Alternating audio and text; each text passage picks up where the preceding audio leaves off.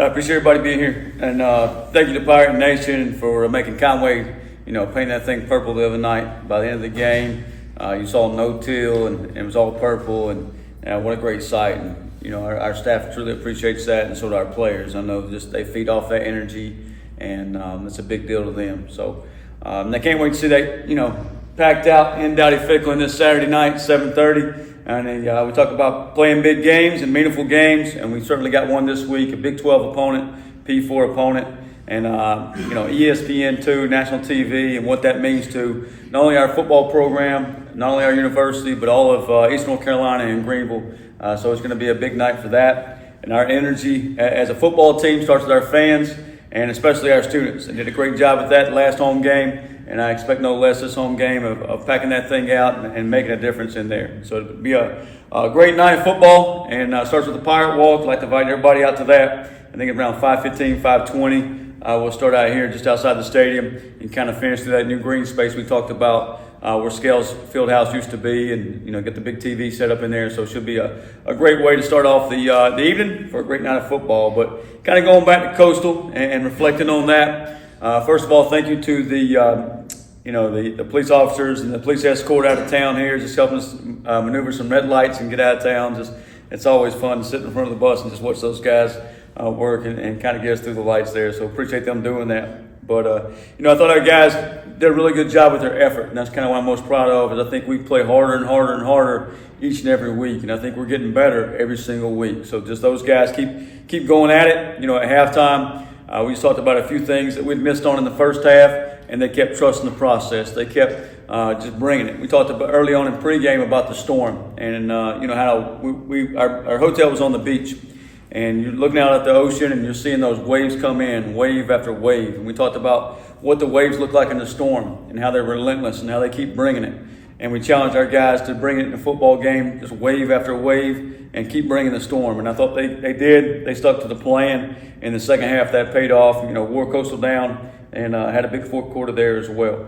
And so, our offense rushed for over 200 yards and just kept going at that thing and kept pecking away and finally broke through there in the fourth quarter and put up some good rushing yards. That was good to see. Anthony Smith had a big night. Most of those yards, he caught the football, were yards after catch. Had a big night for that, just catching little screen passes, little short throws. Really good perimeter blocking. Thought those guys did a really good job blocking on the perimeter, whether it was Yannick Smith, Quest Petaway, several other guys out there doing some good things. So defensively, I thought we did some things well on paper. We're getting better, and each and every week I continue to take the next step. Jamarly Riddle made a big play down there in the red zone, picking the ball off. Rasheed Reason had a pick as well. It was nice to see him coming back. Rasheed had missed some time last week, had a family situation that he had to attend to. And, always tell those guys, like, hey, the family is the most important thing. We're obviously family here, our football family, but you also got to take care of things at home. So it's nice to see him there in the second half, being able to play some meaningful snaps. And I thought up front, defensive line-wise, we did a good job with JR and JD. Josiah Robinson got his first start for us and played really well. JD was solid inside. And then Kendrick DeJour and Kieran Davis also made some plays up front as well. So in the special teams game, I think Kyler Pearson, continues to be fun to watch. And we got to do a better job, overall on special teams, especially with our penalties. We only had 6 penalties in the other night, 3 of them on special teams, 1 of them for the kick out of bounds, and then 2 on the punt return team. And Kyler's doing a great job catching the football, winning the hidden yardage there, but also getting 10, 12 yards, getting us a first down. I told our punt return team this morning when we met, said, hey, we will be, Kyler will have a chance to be all conference or maybe more if we'll continue to play smart. I think we're playing hard. We have great effort. We just got to play smarter on that team.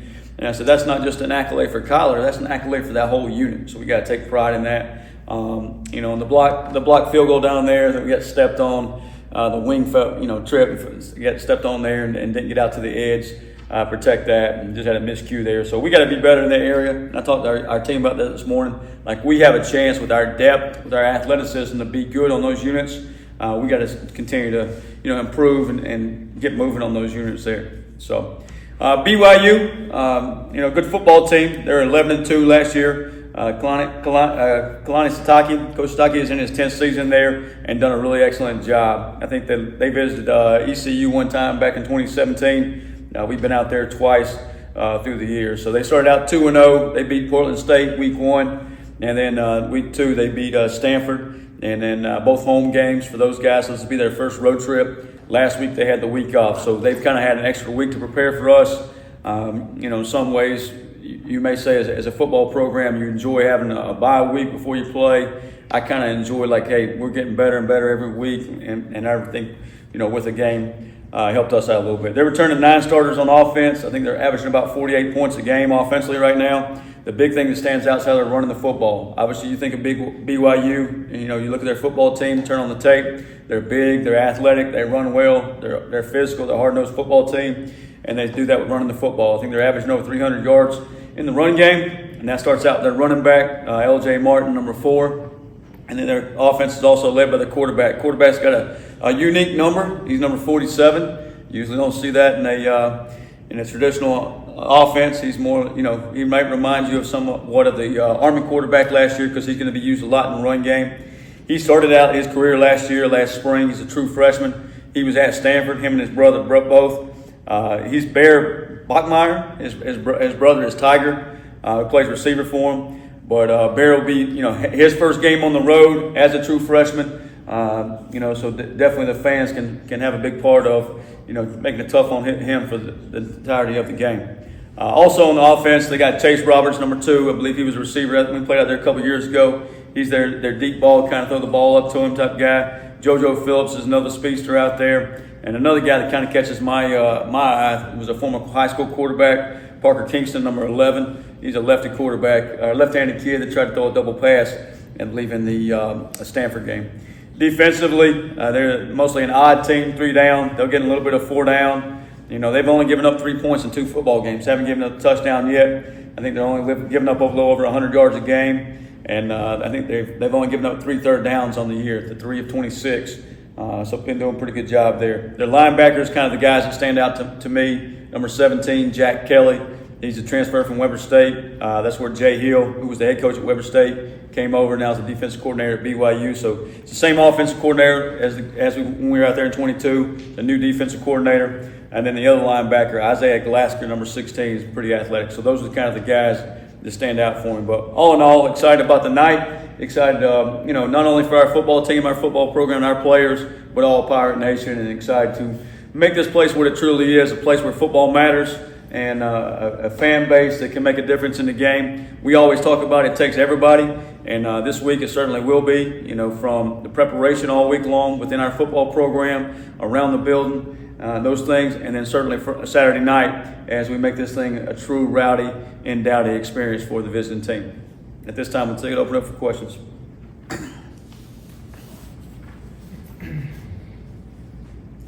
Coach, how do you find the balance of, obviously it is a big game, but at the end of the day, it is football. It comes down to execution. Yep.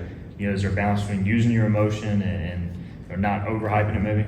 Yeah, it's a big football game. It's a Big 12 opponent, Power 4 opponent, opponent that's been ranked in the top 25. They probably fell out of it this past week just because they didn't play.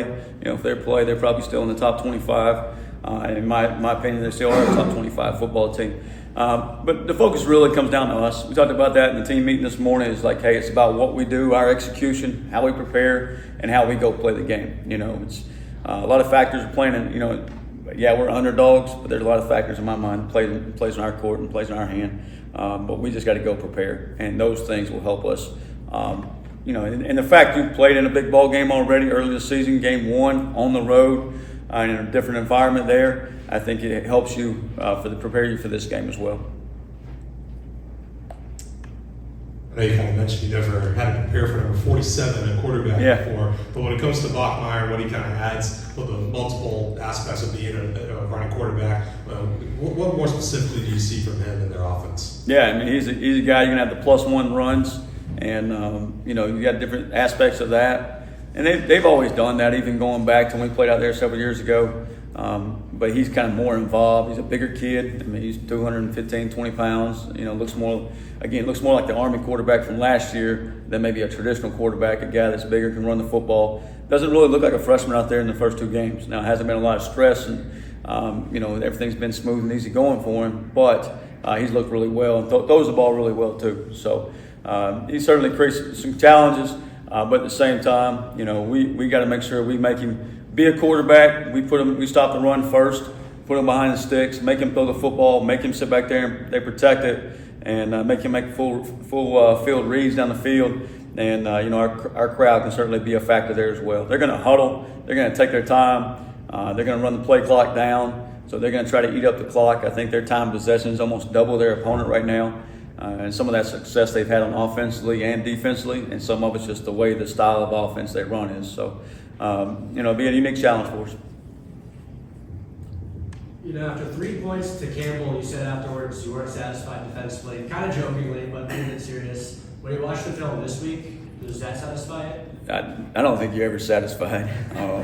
And that's just being honest as a coach. Like, you look at the corrections, no matter how good or how bad you play, and what can we get fixed? How can we be better? And I think it's our whole football team. I mean, there's a lot of teams out there that if they win 38-0, they're going to be satisfied and they're going to be happy and they're okay with it. Our football team, our players, and everybody in our program, you have that outcome. They know they left a lot out there on both sides of the football, and they know that, hey, we can be better. And I told the guys this morning, if that's the case and you feel that way, that we can be a pretty good football team if we will keep working, if we will do the little things, if we'll pay attention to detail, if we'll keep team first and not let everything else creep in.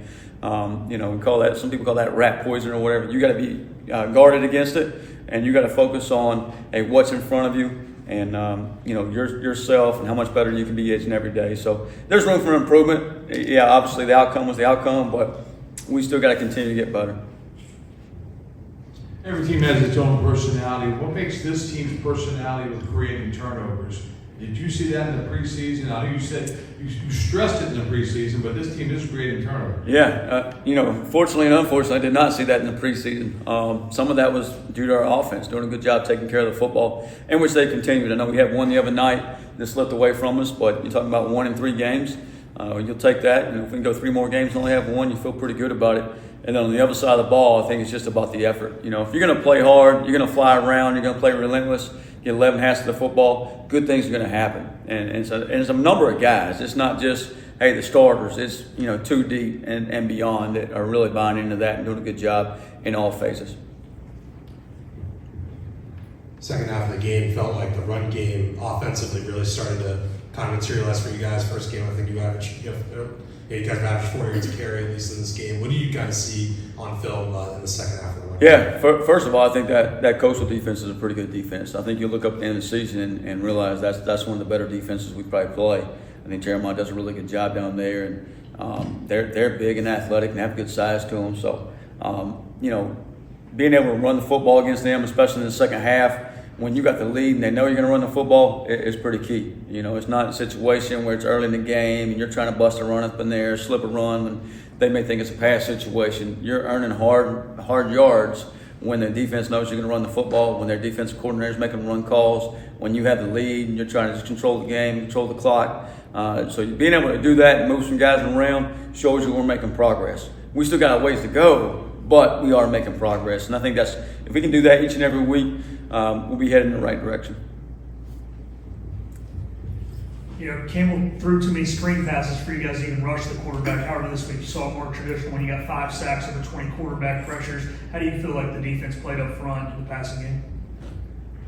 I think, the best thing they did was stop the run early, and they got them behind the sticks. And then they just try to run a stretch play or a zone play in there, and you stuff it, and now you got them behind the sticks, and they can't really throw another screen and run the football. They'd be in third and extra long with, it's an uncomfortable situation. So they got to kind of get, part of that bag and put them in a manageable situation. So that was when, Coach Alder did a great job just going to our third down selection and making some calls there. And the kids did a great job executing and playing their tails off and got some guys free up front. So, and to add on to that, BYU, they'll be similar as far as they're going to put Bear in some similar screen situations of easy throws, getting the ball out to those wideouts. They're pretty athletic.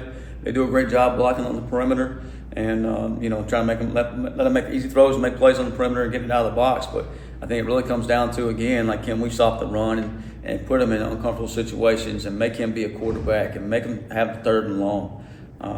So that'd be the key to it. Aside from crowd noise defensively, is there anything you can do to try to confuse a freshman quarterback in his first road start? No doubt. I mean, the first thing I think just said stop the run, so you put him in a situation where he has to be a quarterback.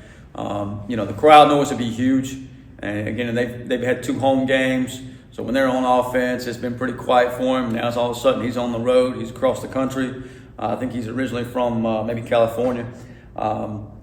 So he's coming to the East Coast maybe for the first time. So let's make sure we give him a warm welcome. And then defensively, we got to disguise some looks, give him some different things in there. I think right now he's more locked in on a certain receiver and how they do things and getting those guys open on the deep sell routes and deep benders. So we got to make sure we take those first reads away and make him get to a second or third guy, and that'll also give us a chance up front to get home. So just curious, so what was the explanation when you guys, obviously, you subbed out on the 4th down? And I know they have to hold it for them to sub, but is there a line there for how long it was? Yeah, so I probably spilled too much on here, but we call that play bozo. And it's an opportunity, and I think you saw it last year in the playoffs with Georgia and Notre Dame. Same exact setup. They just used a timeout. We had our offense out there on 4th down. We're going to go for it. They just used a timeout. So now they can't call back-to-back timeouts. So we send their punt team out there. They match the personnel with their punt return unit. And I talked to the head of officials in our conference, and I got a call set up with him today. I talked to him in the preseason about this situation arising. He said, as long as you do it before 18 seconds, you substitute. The defense should have time to match personnel. We should back off the ball, and you have plenty of time to snap the football. Preston made the call. They come running off at 23 seconds. We get the offense out there pretty quick. They were a little slow matching the personnel. I was a little upset about it. Probably let it bother me probably longer than it should. But, it's an opportunity for us to keep a drive going early in the game, and an opportunity for us to keep moving the football and take momentum early in the game. And just thought, we didn't get the opportunity to do that. So we just want to make sure I communicate with him and make sure we got that coached up. So if it comes up again in the season, that we'll execute it at a high level, and hopefully the officials will too.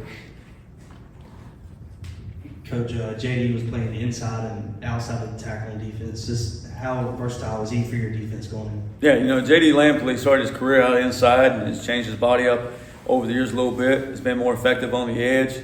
Got an injury inside right now, so kicking him inside. And JD is going to play with a motor. He's going to play with power and got great hands, and some angle movement stuff we do in there helps as well. But just, really proud of him, just putting the team first.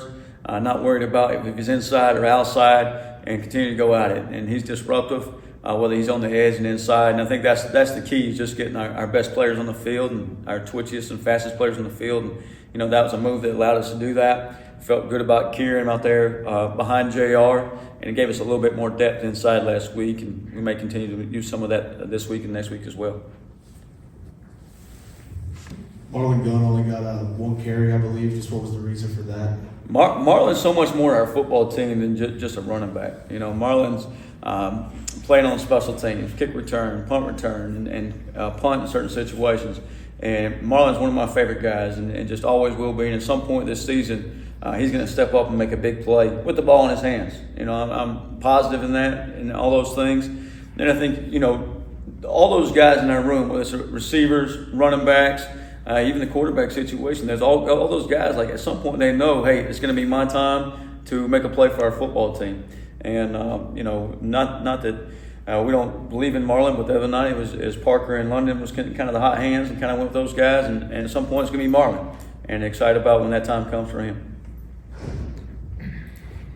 The secondary, how do you evaluate the secondary right now? We see a couple guys, especially in the corners positions, coming in and out. But how do you evaluate them? They're getting better. I mean, we still got a ways to go. I think, I can stand up here and I've talked about the corners and linebackers, but I think we're getting better. I think we're making moves in the right direction, and not just one guy. I think it's several guys. Tyler Brown, I think being here in a few minutes is playing his best football of his career right now. He needs to continue to do that, and I think his best football is ahead of him. She'd had a big play the other night. You seen Keith Crowell out there. He had a PI down the field, but he really probably should have picked the ball. He even said that this morning. He said, I should have just went and picked it. He probably panicked a little bit down the field. Just needs to remain calm. But sometimes you got to be in those situations to gain that experience. And I certainly see him making those plays. And I think we have some freshmen out wide that are going to continue to kind of show up as the season goes. And I think at linebacker, same thing. Day-Day's done a good job in there. Sam's starting to learn the position. It's obviously a brand new position to him, so he's starting to come along as well. Coach, I was just going to ask about Lacey. We saw him. Yeah. Did he get hurt on the sideline? What happened? Yeah, I guess he stays in for another play. It's actually Yannick's touchdowns, but got banged up the play before that. We should know something on that one the next day or two. But the one's like a ball of energy in there, and I think you see that when he's carrying the football. You can see a little spark to it. It just has a little juice to him. And one of my favorite plays every time. He's on the kick return, and he's the off returner, really the blocking returner. And they kick one in the end zone touchback, whether it's the Campbell game or this past game. I see DeJuan celebrating I've never seen anybody celebrate a touchback before, but he's just so fired up to get the game going, get the ball in our hands and get going, be out there in the football field. And that's, he is a great example of what our football team is about. It's just guys that love playing the game, love each other. We talked this morning a little bit about, love kind of makes a marriage, and then marriage kind of holds love together. Well, if you take a marriage now and you put the word team in, love makes a team, and team keeps the love and all those things. And we talked about that, and I think DeJuan Lacey's a perfect example of that. But just praying for him, and kind of we'll find out a little bit more as the week goes on. Hopefully it's something he can come back from this season. I guess kind of playing off of that, there's been a love from the fan base towards this team, whether it be in Raleigh, Conway, or here. I think there's only a few hundred tickets left for Saturday. Yeah. What does it mean to you kind of early on in your first full year to have this fan buy-in where it's close to a full sellout national TV games now? Without getting too emotional, it means everything. I mean, it really does. I think just the way the fan base and Pirate Nation has embraced our football team and our program since last October, really October 20th of last year, and rallied. And I told our players last week, we talked about September 11th and what that really meant for our country. And that day, how all of the country kind of came together and pulled in the same direction. And I said, it's really what our football team has done for this fan base. You've got everybody excited to be a part of Pirate Nation. And just the way Pirate Nation has showed out in Raleigh, showed out in Conway, showed out here a couple weeks ago for the Campbell game, and the way they're going to show out this Saturday night in Dowdy-Ficklin is pretty awesome, pretty special to be a part of. And just blessed, and our players feel the same way to be a part of it. None of us are in, it ain't about me or I. We're not in the center of attention. But it's about all of us pulling together for a common goal, and it's taking everybody to get it done. And we couldn't be more excited about Saturday night. Not only to play BYU and play a football game, but just for our fan base, just for Greenville and all of Pirate Nation.